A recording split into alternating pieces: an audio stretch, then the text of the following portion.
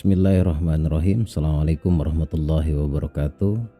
Alhamdulillahirrabbilalamin. Asyhadu an la ilaha illallah wa asyhadu anna Muhammad Rasulullah. Allahumma sholli ala sayyidina Muhammad wa ala ali sayyidina Muhammad.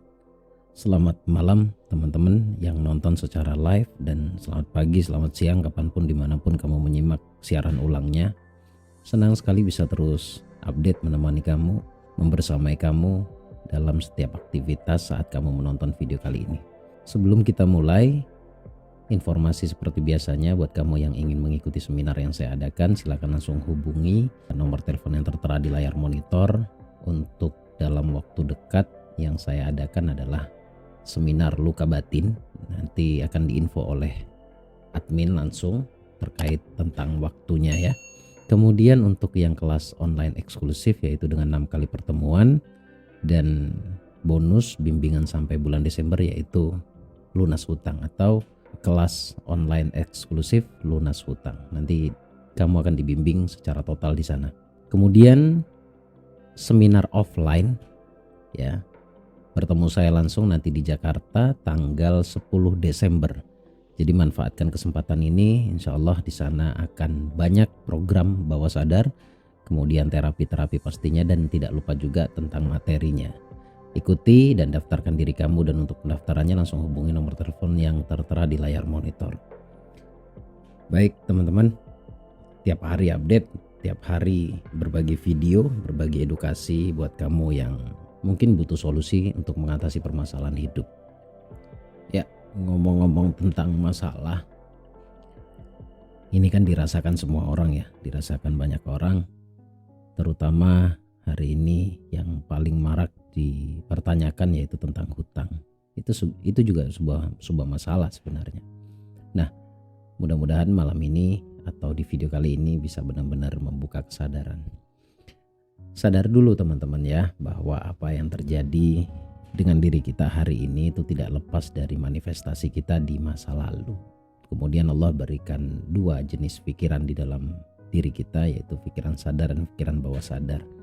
Katakanlah akal dan hati. Akal itu identik dengan otak kiri, kemudian hati itu identik dengan otak kanan. Nah, otak kanan ini yang menarik untuk kita bahas, karena di otak kanan itu ada memori ya. Di bawah sadar itu sebenarnya seperti memori, seperti layaknya komputer atau hard disk lah ya, hard disk. Cuma bedanya hard disk itu ada batas, ada ukurannya, ada batasnya gitu loh. Ada yang 3 tera, kemudian ada yang berapa giga gitu ya. Nah, untuk memori bawah sadar ini unlimited, di mana semua data itu tersimpan di dalam bawah sadar. Setiap apa yang kita lihat, kita dengar, kita rasa di masa lalu itu tersimpan rapi, baik itu dalam bentuk kata, rasa ataupun kejadian, itu tersimpan rapi di dalam bawah sadar. Nah, pertanyaannya, selama ini yang tersimpan di dalam memori tersebut atau di bawah sadar tersebut itu apa gitu kan? Ya, kalau saya tebak, yang hari ini merasa masalah datang bertubi-tubi karena memorinya hanya tentang masalah saja. Jadi pertanyaannya, bagaimana cara mengatasi itu kalau memang itu sudah terjadi menaun ya, bertahun-tahun, dari kecil bahkan memorinya udah nggak baik banget. Apakah masih bisa diatasi? Ya, kalau pertanyaannya bisa diatasi apa tidak, ya sangat bisa. Karena Allah itu maha luas. Ampunan Allah itu juga maha luas. Yang tidak banyak disadari orang yaitu betapa pentingnya mencintai diri sendiri. Artinya banyak yang tidak menyadari bahwa menyakiti diri sendiri itu sebenarnya dosa. Karena Allah sudah titipkan fisik kita, Allah sudah indahkan diri kita, tapi kita isi dengan kesakitan ya. Sakit yang saya maksud bukan fisik, tapi di dalam hati kita atau di memori kita. Sehingga banyak kecewaan yang muncul dalam diri kita. Dalam kehidupan kita hanya isinya tentang kecewa. Dan nggak tahu kenapa ya, karena mungkin sistemnya Allah yang sudah Allah berlakukan fix paten ya. Semakin kita kecewa, justru kita akan menarik kekecewaan itu lebih banyak lagi datang dalam kehidupan kita. Ya, kalau ngomongin hal-hal seperti ini sebenarnya dilema juga gitu loh. Dilema juga kalau tidak bertemu, tidak mengikuti seminar. Mengapa saya bilang dilema? Ya, apakah mungkin dengan saya ngomong di YouTube seperti ini solusi itu bisa benar kamu dapat? Yang berhubungan dengan bawah sadar itu berhubungan dengan program sebenarnya. Dan itu membentuk menjadi sebuah belief system. Ya contoh dengan kata-kata yang kurang selaras dengan pikiran kita, dengan hati kita maksud saya. Misalkan kayak gini, uang gak dibawa mati, orang kaya itu cenderung menindas, menyakiti. Kitanya yang gak sadar kalau ada kata-kata bahwa uang tidak dibawa mati, orang kaya itu menindas, kemudian orang kaya itu cenderung jahat. Berarti secara tidak langsung kita gak mau kaya. Secara tidak langsung kamu ingin mengatakan bahwa sebab kekayaanlah kita menjadi sombong. Nah, naluri manusia itu hakikinya baik. Sehingga sesuatu yang bertolak belakang dengan nalurinya itu akan membuat dirinya semakin kecewa sebenarnya. Nah, baik yang saya maksud adalah kita ini terlahir bersih, putih, dan baik. Cuma ketika kita tumbuh dewasa, di mana kita dididik, disitulah kita dapat ilmu pengetahuan. Disitulah kita mendapatkan informasi dan semua itu tersimpan, sekali lagi memori itu tersimpan di dalam bawah sadar. Solusinya ada sebenarnya, solusinya ada dengan cara mengganti program yang ada. Namun harus ada kesiapan, ada kemauan. Kalau tidak mau, tidak siap, banyak bantahan ya tetap aja nggak bisa. Gitu. Karena yang bisa merubah dirimu itu bukan orang lain, saya pun juga nggak bisa. Karena kalian juga nggak bisa ngerubah saya. Yang bisa merubah diri kita masing-masing adalah diri kita sendiri. Sekali lagi, kalau saya ngomong tentang program, berarti apapun yang paling dominan di dalam bawah sadar, maka itulah yang terjadi. Ayo teman-teman, ini toh bukan saya yang untung kalau kamu praktek. Kamu sendiri yang akan untung jika kamu praktek. Capek kan dengan kondisimu hari ini? Lelah ya dengan kondisi yang makin hari makin sulit? Saya pernah berada di fasemu. Saya pernah merasakan kesulitan, saya pernah dibangun dari sebuah prinsip kemiskinan menurut saya. Sehingga saya selalu, jujur aja ya, kalau bagian saya ya, saya dulu melaknat yang namanya kekayaan.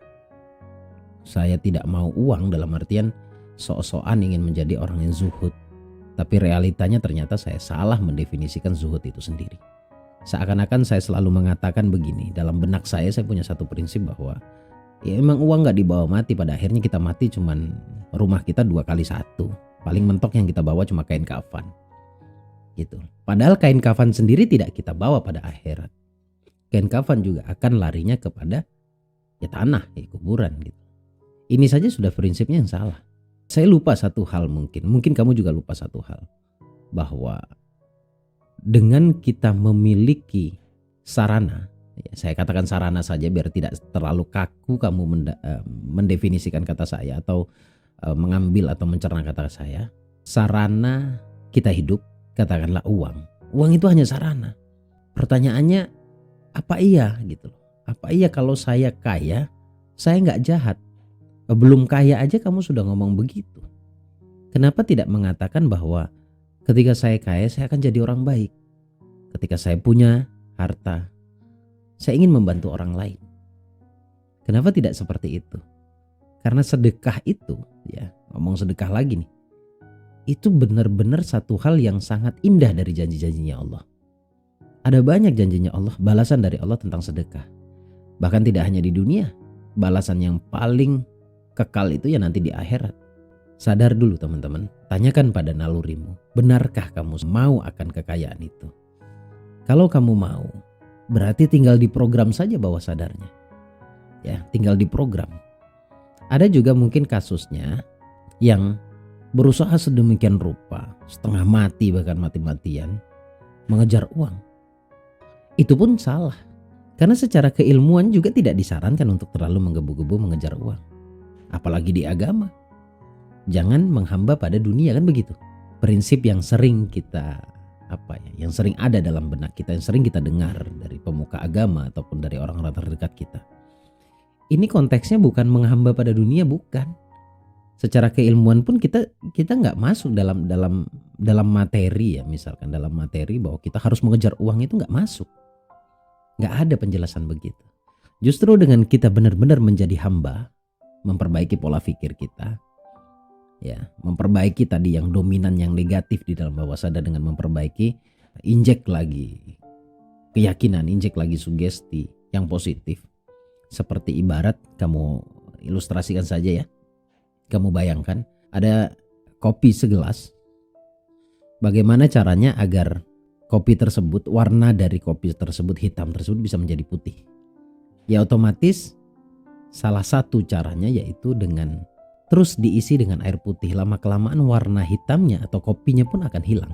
Artinya kalau kamu sadar dulu pintunya ya, sadar bahwa ternyata sugesti atau keyakinan di dalam bawah sadarmu itu salah selama ini. Lalu kamu perlahan, pelan-pelan, butuh waktu memang. Jadi tidak bisa terlalu terburu-buru. Kalau contohnya ya, saya kasih contoh misalkan kita terdoktrin dengan sesuatu penolakan terhadap keberlimpahan. Sugesti itu nancep menjadi sebuah belief system atau keyakinan dalam diri, dalam hati, dalam bawah sadar tadi. Maka kita perlu untuk diprogram. Nah, program itu pun bertahap. Contohnya misalkan kita sudah terdogma 20-30 tahun tentang kemiskinan, tentang penolakan atau tentang prinsip yang tadi saya sampaikan. Lalu hari ini kita baru belajar sebulan. Kita langsung vonis bahwa ini ilmu bohong. Logikanya kan gak masuk tuh. 20 tahun melawan 1 bulan atau 30 tahun melawan 1 bulan. Jadi dalam program itu pun harus sabar. Tetapi saya tidak menutup kemungkinan bahwa banyak sih yang 1 bulan. Tapi saya harus ngomong buruknya dulu nih. Ngomong buruknya kalau belajar itu untuk pemrograman itu tidak cukup dengan pertemuan 1 kali. Tidak cukup dengan pertemuan 1 kali. Jadi di dalam kelas yang saya adakan itu awalnya itu dibuka dulu kesadarannya. Belum langsung dikasih tahu ilmunya. Dibuka dulu kesadaran. Sadar gak kalau kamu itu punya prinsip yang salah. Agar nanti saat berilmu itu tidak ada kendala. Gitu. Karena kalau dikasih ilmunya dulu akan tertolak. Karena saya paham, saya ngerti dan saya yakin orang-orang yang punya masalah seperti yang saya jelaskan tadi, ada program di dalam bawah sadarnya tentang penolakan. Jadi pentingnya membuat kalian sadar itu agar ilmunya benar-benar masuk itu di pintu pertama. Jadi sekali lagi kalau tanya solusinya bisa apa nggak bisa. Yang namanya sesuatu yang rusak itu semuanya pasti bisa diperbaiki. Jangankan benda gitu, hati saja bisa diperbaiki. Sekali lagi, yang ingin saya sampaikan, poin pentingnya di dalam video kali ini adalah bangunlah sebuah kesadaran bahwa yang terjadi hari ini, kamu pernah dan selalu akan sering bermanifestasi terhadap kesulitan yang kamu alami hari ini. Kalau kamu sudah tahu berarti tentang manifestasi, berarti hari ini kamu perlu untuk diprogram untuk mendapatkan kebahagiaan itu sendiri. Sekali lagi saya sepakat dengan pemuka agama, dengan ilmu pengetahuan bahwa uang itu bukan untuk dikejar, tetapi untuk ditarik, untuk datang. Nah, datangnya itu Allah yang akan berikan sebab-sebabnya. Sebab bisnis kah? Sebab idemu muncul kah? Sebab dagang kah? Atau sebab apapun itu. Karena jalan untuk mendapatkan rezeki itu banyak banget. Jadi tidak perlu kamu ukur bahwa dengan mengejar, dengan kerja keras uang akan saya dapatkan. Yang ada kamu lelah nanti jika prinsipmu seperti itu. Semoga bermanfaat teman-teman. Ini hanya sharing kecil tapi manfaatnya luar biasa. Kalau hatimu terbuka, saya undang kamu untuk mengikuti seminar yang saya adakan. Untuk mempermudah kamu mendapatkan sebuah perubahan, itu pasti ada ilmunya. Karena bagi seorang mukmin, menuntut ilmu itu adalah sebuah kewajiban. Terima kasih. Saya Bagus Baraja Al-Fakir Ad-Dhaifillah. Assalamualaikum warahmatullahi wabarakatuh. Allahumma salli ala sayyidina Muhammad.